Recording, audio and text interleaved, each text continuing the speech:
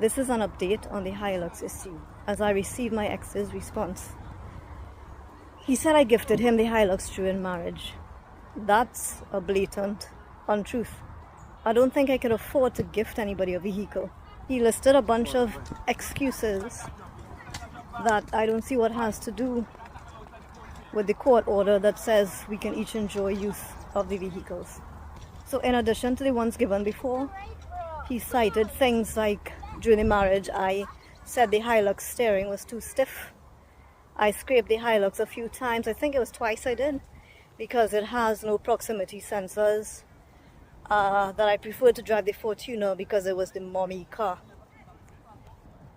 Can someone tell me what those things have to do with me requesting to borrow a vehicle I paid for so that the other one that I paid for can go get fixed?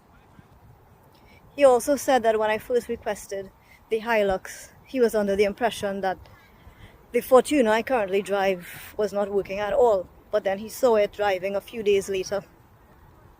Yes, that day I requested it, it wasn't starting, and I let him know that.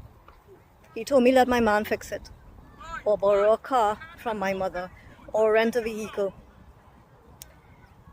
I did get it fixed that same day. What he didn't mention in his response are the other issues I told him about, which is the full cleaning, the bumper and trunk to be fixed from some fender benders that were not my fault. He also said that the Hilux has a tray and he needs it for work. I do not know him at all to have used that tray for any work purposes. The companies he works for are very reputable and they provide their own equipment. I've also seen that Hilux parked up year after year. I've also been told by the children it's not used, it has cobwebs in it, it's being used as storage. He said that when I told him about the other issues, that he told me I simply needed to check the oil, change some fluid or some transmission, something like that, and that it wouldn't take more than a day.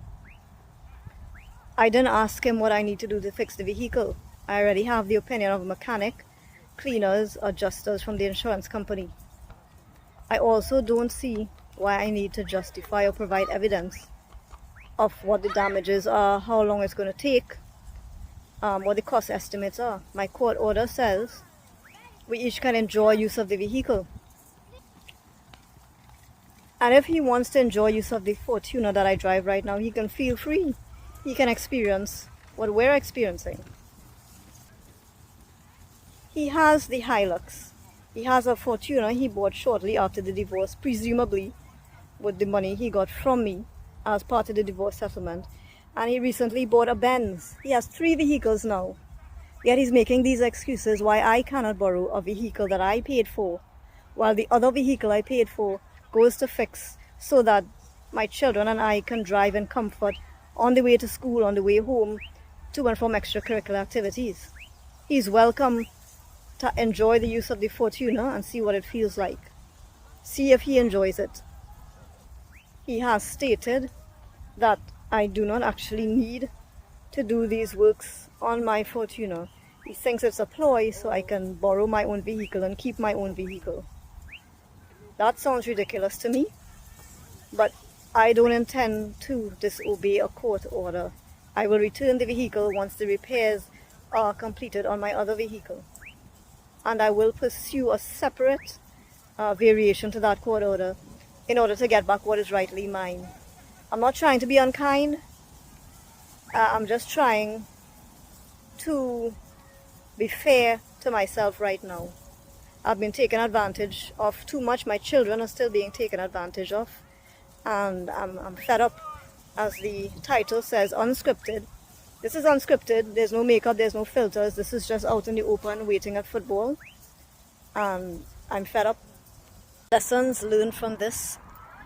The court order is not specific. It says enjoy use. It doesn't say under what conditions, for what period, if any documentation has to be provided. So what I would say I learned is negotiating one of these divorce settlement agreements to be very specific with numbers and procedures that need to be followed.